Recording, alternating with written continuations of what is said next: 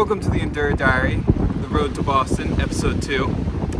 In this episode, we're not really sure that Boston's going to happen due to other Spartan races being canceled around the same time period. Today I completed a pretty sport-specific workout for Boston. My knee is still damaged, so I can't really handle the hard pounding of running. So I did a workout where I went really hard in squat jumps or lunge jumps and then ran a 1 kilometer loop at about marathon pace and then picked it up towards the end. I was focusing on going with 100% effort in the exercises and then somewhat recovering on the running. That way I can still get my heart rate up while I'm running without having to pound my knees. Not today, but a recent workout I did was in a 15-minute run, a 3 to 2 fartlek. I did 3 minutes fast, 2 minutes easy for 20 minutes. My easy pace right now is around 9 to 9:30, so I kept my goal for the hard just under around 8:15 or 8:30, which I was able to hit pretty well. This is going to help translate with minimal rest time as if I'm on an obstacle into running fast again, since that's what Spartans are. Yeah, and I just want to give a little bit update on how the training is going, but in this episode we're really going to talk about if and when Boston does happen, what our goals are going to be for it. Corey, what is your goals for the Spartan Super and Sprint? Mine are not as, I guess, glamorous as yours, since it will be my first Super. My goals are to do less than maybe 5 sets of burpees, since I will be going into a couple obstacles that I have never attempted before, and usually that's where I struggle when I'm not comfortable or used to something. And 5 sets of burpees is 150 burpees. And of course I also would like to podium. That's always the goal in my age group, 18 to 24. Yes, my goals are to make the elite podium. It's a podium or bust. I'm going to go out at whatever pace the people in the first, second, and third place are going. And if I blow up, I blow up. If I die, I die. But if I can survive, I'll stay on the podium. And I'm honestly pretty confident in that. In the past, I'm usually one of the faster runners. I just have to work on doing obstacles and still being a fast runner after doing obstacles. So that's why I'm doing a lot of these workouts where I'm really focusing on getting through obstacles. You can see back there my monkey bar, Z-wall, rope climb, spear throw. I go through those a lot in the week to really get comfortable with moving my body through space, getting through these things quickly. And I'm pretty confident that I can get onto the podium at these races. What about you? What are you doing in order to ensure that you'll be able to achieve your goals at Boston?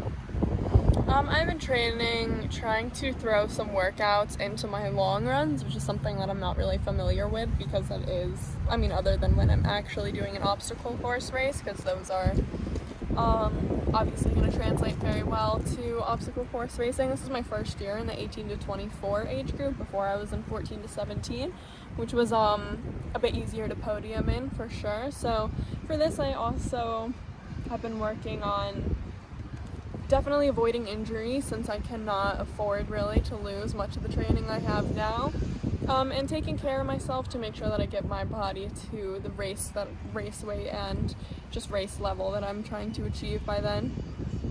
For sure. And you gotta think, for me, best case scenario, the Boston Super is gonna be an hour-long race. For you, that might be 2 hours. And so you gotta think, running 10 kilometers over an hour to 2 hours, your pace isn't all that fast. We're probably not running that much faster than 10K, 15K, maybe have marathon pace during the race itself. My current pace right now, it will be a 10K race, which is 6.2 miles. Right? Yes. Okay, we're gonna edit that part out. My current pace around then, it would take me maybe just under an hour or just over an hour to run that. And definitely doing obstacles, especially if I try the obstacle fail and have to do burpees as well as running on a mountain, running on a trail is going to take me significantly longer than that. So I'm also trying to work on my obstacle proficiency. Is that a word? Yes. Yeah. Everybody, I guess it does matter how fast you are, of course. But what matters more than how fast you could run a 10K is how fast you can run a 10K after you jump over a wall, carry a bucket, carry a sandbag, do some burpees, all that type of things. You could go into the race as a 35 minute 10K runner, but if you do a couple obstacles and then you become a 50 minute 10K runner, you're gonna get passed by people who are always around 40 minute 10K runners if they are more durable when they hit the obstacles, and they still can keep a higher percentage of their max speed when they go through those obstacles. That's why we practice things like going through an obstacle and then trying to run quickly. That training helps us in order to do better in a Spartan race. Yes, it does. Obstacle proficiency. It's very important when doing a Spartan race. Right now we're going to talk about the rope climb. I would say 3 different methods of climbing the rope that you'll see a lot of racers use. The first would be climbing with just your arms. This is what you see a lot of gym bros do when they go into a Spartan race, and they usually don't finish very high up in the rankings of the race. When you're climbing with just your arms, you're really gassing yourself out for no reason, and I don't think you're even going faster than when you use your legs. So we're going to do 3 different trials here with the 3 different methods, and we're going to show the time it takes for me when I leave the ground to get to the top of the rope. So first we'll go no legs, just arms.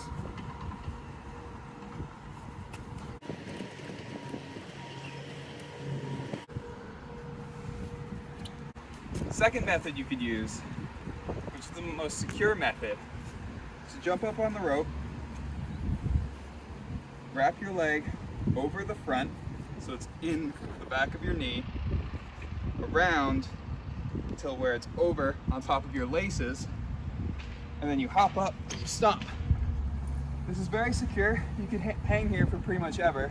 I'm hardly supporting my weight at all with my arms.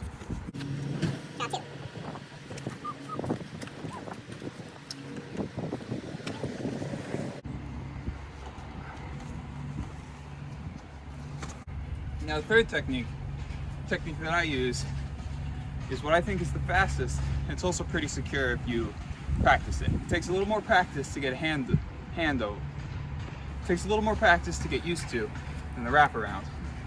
In this one, you're going to form an X with your legs and then cross over in order to form a clamp, and then use that to push yourself up. So let's do a trial with that technique.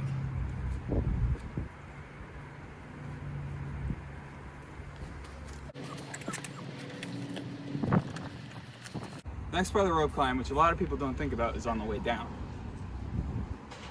You can slowly lower yourself down while keeping your foot clamp, is the safest way, except you're going to get some rope burn. You can quickly lower yourself down by mostly using your arms, but again, that's going to gas out your arms. Or you can just jump, which is usually what I do.